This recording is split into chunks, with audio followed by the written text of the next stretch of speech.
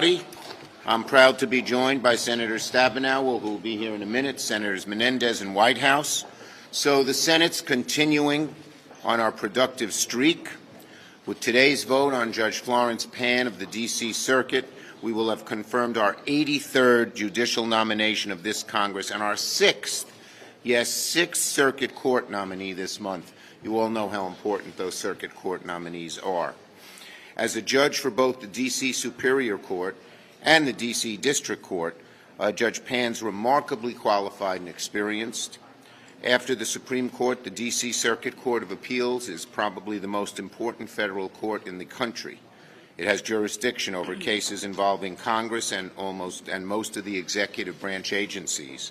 So this confirmation is really important to our country, and we're glad that she is being added to the court. In addition to judicial confirmations, the Senate will also vote this week to advance a pair of critically important measures on the floor. Later today, we're going to proceed to the Kigali Amendment to the Montreal Protocol, an agreement from the 1980s that united much of the world in reducing the use of industrial chemicals, refrigerants harmful to our ozone layer. Just listen to this. It is estimated that if we sign this protocol, it will reduce by the end of this century, the amount of the global warming by 1%, 1 degree centigrade. That's huge. So it shows you how important this is. Every molecule of hydrofluorocarbon is 1,000 times more destructive to the atmosphere than a molecule of CO2. But it's also a golden opportunity to strengthen U.S. businesses and secure an edge against China in the emerging industry of next-generation refrigerants. By ratifying Kigali, businesses that specialize in the next generation of refrigerant technologies would see new markets open to them. U.S. net exports could increase by $6 billion annually in this amendment. So it's a pro-jobs bill. Combined with the previous measures to reduce HFCs, the step could create 150,000 new jobs. We make the new refrigerants that are not harmful. And to make sure that the whole world uses them when China is sort of going rogue on this will be really, really important to us. We'd get a leg up on Chinese businesses who now lag far behind in developing viable HFC alternatives. Put simply, it's going to strengthen our economy and create American jobs. And we're very hopeful that we will get the votes needed to pass it. As you know, tomorrow's vote, it needs 2/3. Today's vote, it just needs 60 because it's a motion to proceed on cloture. Finally, the Senate this week will take up a measure critical to fighting the cancer of dark money in our elections, the Disclose Act. Senator Whitehouse, who's here, has done an amazing job documenting and pressing forward in trying to eliminate this evil scourge of dark money. He's been our champion. The President just spoke about it about 15 minutes ago, about how important it was to pass this amendment. And Senator Whitehouse is documented and pressing forward on all of this in a great way. The Disclose Act is simple. It would require super PACs and other dark money groups to report anyone contributing $10,000 or more during an election, and require groups spending money on judges to disclose their donors too. You'll hear a lot more about it from Senator Whitehouse. There's no justification for keeping these massive contributions hidden.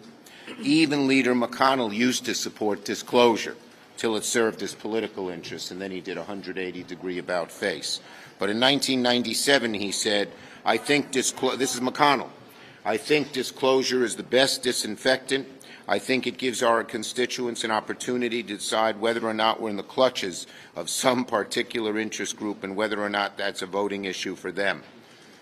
I don't think even Sheldon Whitehouse could have put it that well. I hope Republicans will join us because Americans intuitively understand that right now there's a stench taking over our campaign finance laws. So Democrats in the Senate are going to keep leading, keep pushing forward, keep working for American families. Senator Stabenow. Thank you, Senator Schumer. Let me just emphasize, as we come to the podium every week and talk about the issues that we're involved in, that every day Democrats are standing up for the American people, every day. And every day Republicans are too busy standing up for special interests. We took on Big Pharma to bring down the cost of prescription drugs. So many of us have been fighting for negotiation under Medicare for years, and we finally got that done. Not even one Republican voted for that. Not even one Republican voted to cap the price of insulin or out-of-pocket costs for prescription drug costs for folks on Medicare because of the big money, the big dark money from pharma on the other side.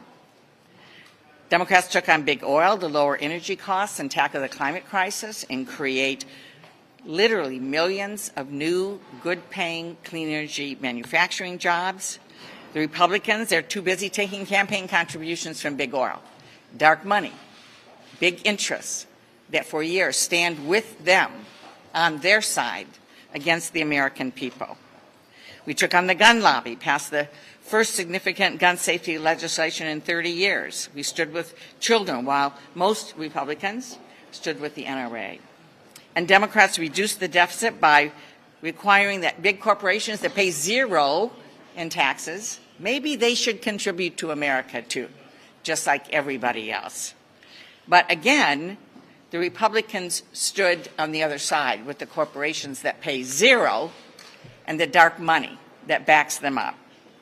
So this week, we're going to continue our fight against the special interest, dark money interests in this country and work to pass the Disclose Act, which is frankly long overdue. You can stand with the American people or you can stand with the powerful. That's the choice. We know which side we are on because we do that every single day. Every day we're standing with the American people and taking on dark money special interests. And we have been winning on behalf of the American people.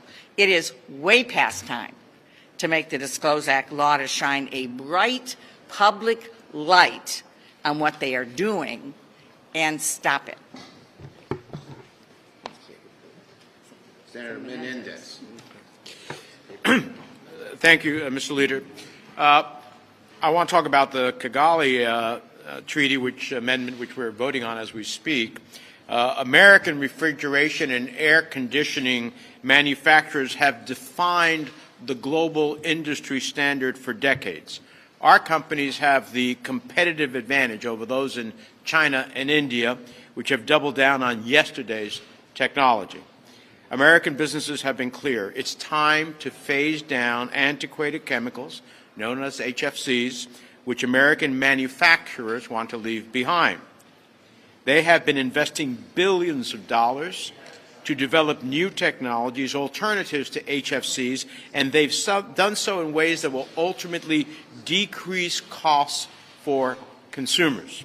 That's why in a few moments the Senate will begin the process to provide advice and consent to ratifying the Kigali Amendment, the fifth technical update to the Montreal Protocol, the hugely successful international treaty to protect the ozone layer. A treaty amendment that passed the Senate Foreign Relations Committee by bipartisan voice vote.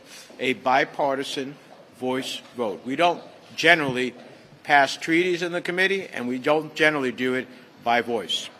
Ratifying Kigali will ensure American companies dominate export markets into the future. It will also weaken the market in the United States for imports from China and elsewhere. It will generate thousands more domestic manufacturing jobs, according to industry estimates. We're talking about $4.8 billion annually of increased exports, $12.5 billion of increased economic output every year. And the only way to keep our businesses from being locked out of the global markets is to pass this amendment. U.S. businesses that employ tens of thousands of people across the country need to be able to sell their products in key countries. So it's no surprise that manufacturers all over the country, in states like Wisconsin, Texas, and Kentucky, all support Senate approval of Kigali. There's been an outpouring of support from the business community, including major employers like Walmart, Carrier, Train, Lennox, and others. The National Association of Manufacturers, the Chamber of Commerce, they all support this practical and bipartisan action. This is a win for American competitiveness, a win for American businesses that set the standard internationally, a win for our national security and leadership on the global stage, and it's critical for the United States to join the 137 other nations that are already party to the Kigali Amendment so that the United States can reap the economic benefits associated with ratification and protect U.S. business interests. If we do not ratify, we lock our companies out internationally from being able to sell the more advanced product that they have created that can lead to thousands, tens of thousands of new jobs in the United States, billions of dollars in economic activity. If we want to beat China, this is another dimension of beating China, pass the Kigali Treaty. Thank you, Bob. And now our hero in terms of combating dark money, Mr. Sheldon, whatever his middle initial is, Whitehouse. No middle man. NMA. I was deprived. Thank you, Leader.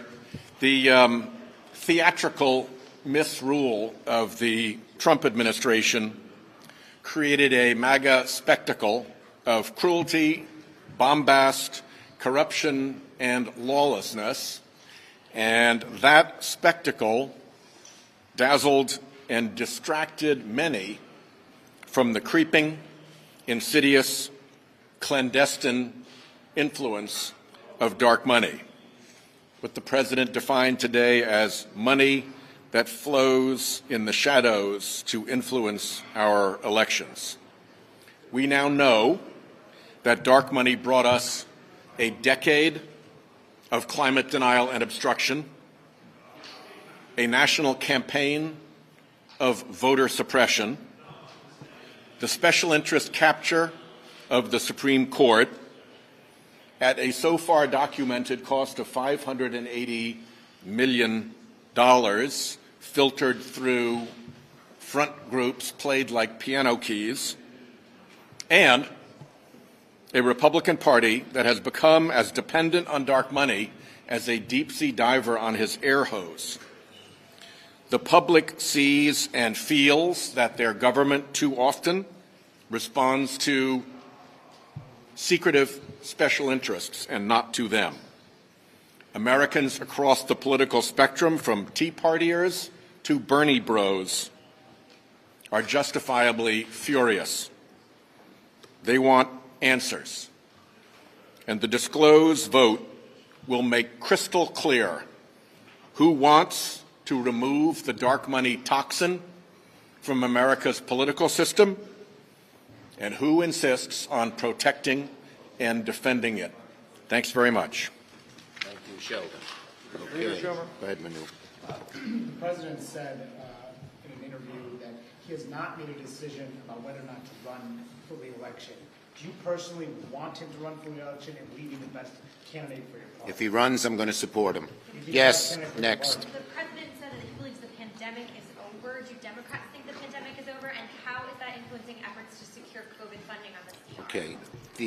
Look, certainly everyone wants to get back to normal, and it's good that the COVID is declining. But we always have to stay vigilant. As for getting the COVID money, the Republicans opposed it even before the President made his comments. Yes? Is permitting reform still in the CR? The permitting reform is part of the IRA, and I intend to add it to the CR and get it done. Yes? Are there any circumstances whatsoever that could be taken out of the CR? I told you. But you said that for 2 weeks. I'm just getting I'm clarity. saying I'll say it for 2 weeks and 1 day. Next. So the Republicans are saying they're not going to support the CR if it has the mansion-driven energy permitting proposals. What do you say to that? There's no reason Republicans shouldn't support it, and I hope they do. Leader Schumer, Yes. Senator Grassley said he has 20 Republican votes for the bipartisan antitrust bill, oversight bill. Will you put it on the floor here? Look, I believe in that bill. I want to see it to pass. I'm working with Senator Klobuchar to get the 60 votes. Leader Schumer, Yes. you have a recess scheduled the beginning of October. Chairman Jack Reed says he wants to do NDAA in October. Do you plan to have that recess that week as scheduled? We will be meeting in October. There's 1 week we can't meet because of the Yom Kippur holiday, but we'll be meeting in October. And DAA will be part of what we do. Will the Senate be voting on the ECA reform bill during the lame duck? Well, I'm meeting today with Senators Merkley and Warren, and we'll discuss the path forward. Okay? Thank you, everybody.